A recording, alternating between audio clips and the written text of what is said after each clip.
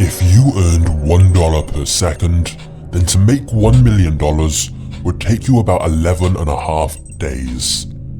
But to make $1 billion would take you over 31 and a half years. You see, it's easy to think of wealth in terms of rich or poor.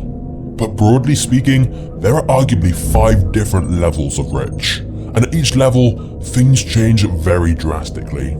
The difference between what a millionaire can do and a billionaire can do is simply staggering. In this video, we'll be exploring what life is like at each of these different wealth levels and delving into how the ultra-rich spend their money, including some of the most bizarre and extravagant purchases you've ever heard of. But as you're watching, you'll realize that one of the biggest changes that happens at each of these wealth levels is perspective. Because prices feel relative to how much you earn. So if you compare someone who's earning $40,000 a year with someone earning $400 million a year, it's 10,000 times more. Which means a Lambo that costs $300,000 to them is the equivalent of spending $30. A $10 million piece of art feels like $1,000. A $50 million home in the Hamptons feels more like $5,000. So, whilst to us, each of those purchases would feel so major, to a billionaire, it's not even something they'd really need to think about. And of course, when you're that wealthy, it's not just items and experiences that you can buy. But we'll get to that. Let's instead start off with the first level of rich, the top 1%. Even though this phrase is synonymous with being extremely rich, if your income is over about $200,000 a year, you would technically be part of the top 1% of worldwide earners.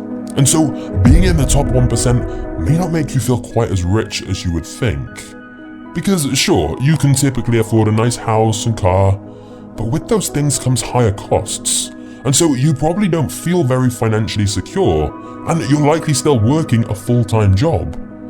Which is why beyond this level, wealth starts to be measured in net worth rather than income. Because the more wealth you have, the more assets you have, and you're probably not making your money from a normal salary.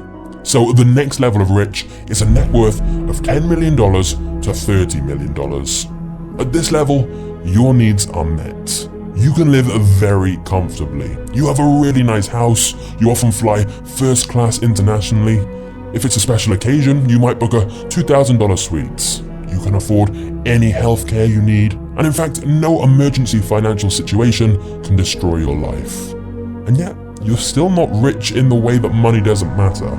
You still have to be sensible and careful when it comes to big decisions. And in the banking world, you're still not classified as having an ultra-high net worth. Which brings us to our next level, a net worth of $30 million to $100 million. At this point, you start playing in the big leagues. And most likely, you run or have a controlling interest in a very large company. You always stay at 5-star hotels, and you have multiple residences all around the world that you can stay in as well. You take holidays during prime time, for example, going to Monaco for the Grand Prix, or Cannes for the film festival.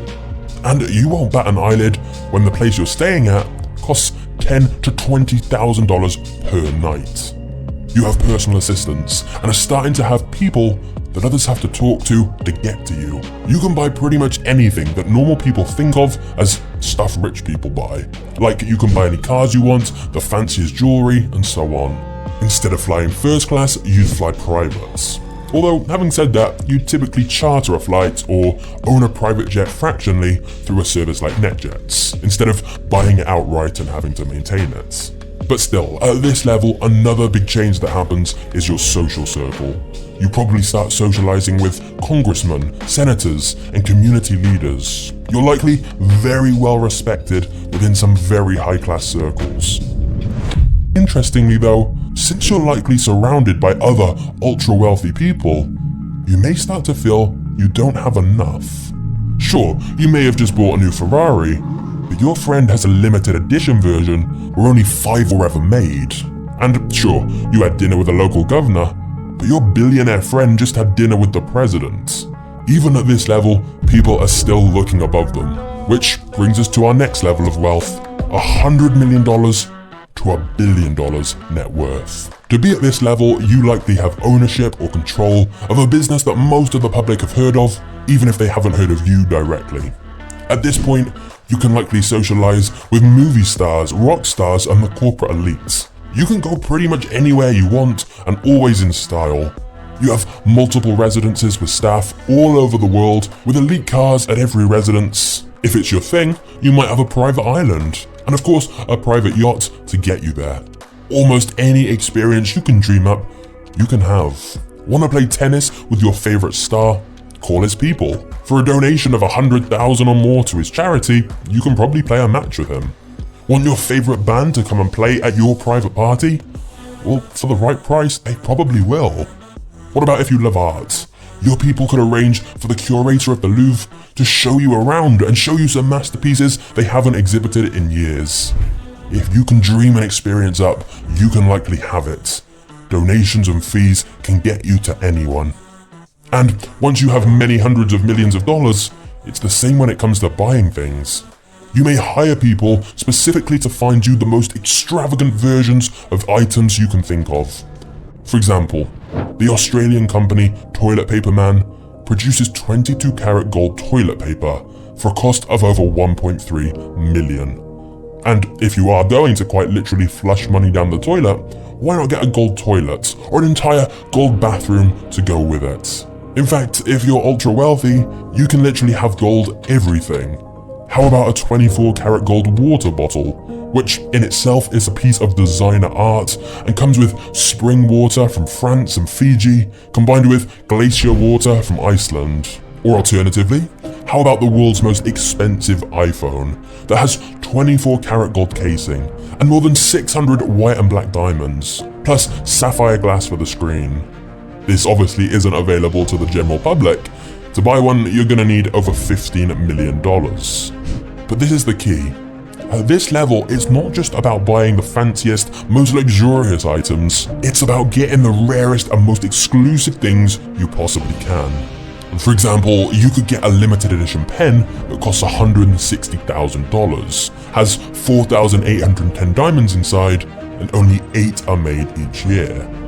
Or if you want to go a lot bigger than that, many billionaires turn to art. And not just rare paintings, but things like this dead shark art piece created by Damien Hirst that sold for $12 million. Or let's say you like piano. Well, here's the same crystal piano that was used for the Beijing Olympic Games that was purchased at a private auction for a record $3.2 million. You see, when you're at this wealth level, your mind is the only real limit to what is available. But then we have our final level, the 1 billion net worth and above. Now, before we get into what you can do as a billionaire, which honestly is pretty insane, it's worth noting that the number of billionaires on Forbes' annual rich list has significantly increased in recent years, and there's now around 2,755 known billionaires. Of course, it's possible there are more who have generational wealth that simply do a good job of staying very, very private. But either way, Forbes have estimated these 2,755 billionaires are worth a combined $13.1 trillion, and therefore have more wealth between them than the poorest 5 billion people on Earth combined. These statistics are overwhelming. But let's actually visualize it to put things in perspective. This rice example really highlights that even within this billionaire category, the difference between 1 billion and the kind of wealth Jeff Bezos or Elon Musk have is insanely vast. I'm also a big fan of James Janney's YouTube channel, and he did a great job of visualizing the difference between these large sums of money in a different way. So after seeing these examples, we've now got a better idea of the scale of $1 billion. So now let's look at what you can actually do with it. Because essentially, you can buy anything. And I do mean anything.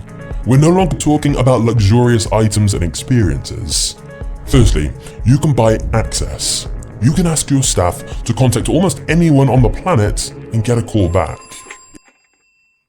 It's amazing the level of access and respect $1 billion can get you. where within an hour, you could ask your people to get in touch with someone and they'd be able to do it. And I'm not just talking about contacting celebrities. It works the same with powerful people within politics as well, especially because the billionaire may well be a donor to their political party. And so, if you're a billionaire, you may occasionally meet with the heads of states and have conversations with them.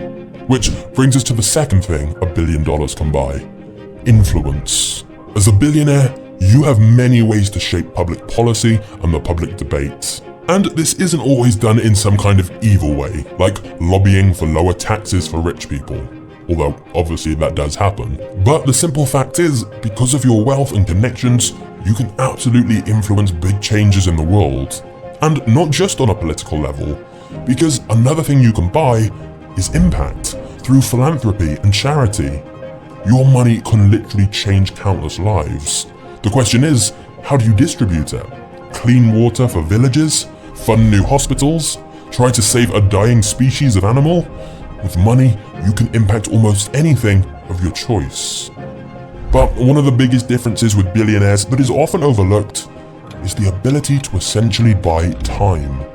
You quite literally don't have to wait for anything. No lines, no sitting around. Just think about it. You've got your own private jet, so you just show up at the airport whenever you want, sit down in the plane, and 2 minutes later you're in the sky and can go wherever you wish. When you arrive, a driver will have already been arranged to pick you up and take you wherever you want to go. Your assistant will have already got the best table at the restaurant you mentioned wanting to eat at, or maybe your assistant arranged for a celebrity chef to come to one of your vacation homes instead, at whatever time you choose. Everything you could need is taken care of for you.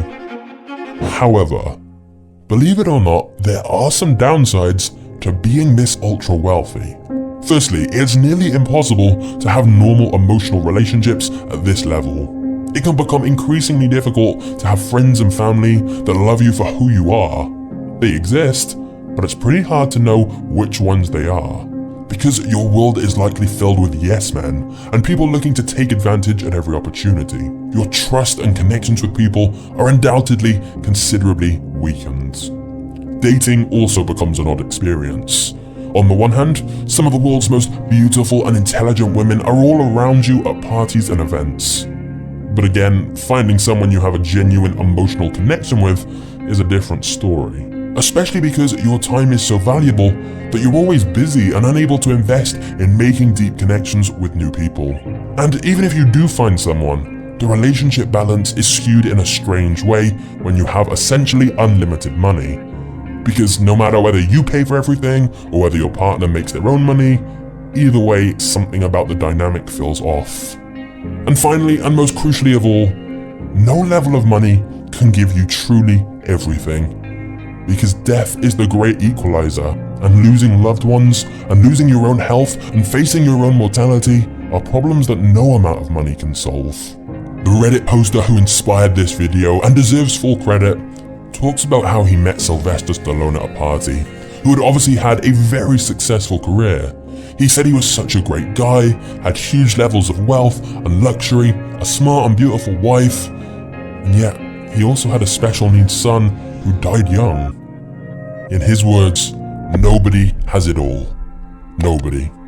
In fact, if you are watching this video and feeling poor, I think it's worth rethinking. Because in this video, we've looked at several levels of wealth. But the fact you are watching this means you are nowhere close to the bottom of the total wealth pyramid. It's easy to look up and feel frustrated that some people have so much more than us. But just look down the wealth pyramid for a moment. If you have internet access to watch this, plus some food in the fridge, clothes on your back, a roof over your head, and a place to sleep, then you are richer than 75% of the world. In fact, even if you have $1 to your name right now, you are still richer than the majority of the world who are either in debt or have absolutely nothing. What this video really highlights is that rich versus poor is so arbitrary. It's not two groups, there are many, many different levels. And compared to most of the world, you might well be a lot richer than you think.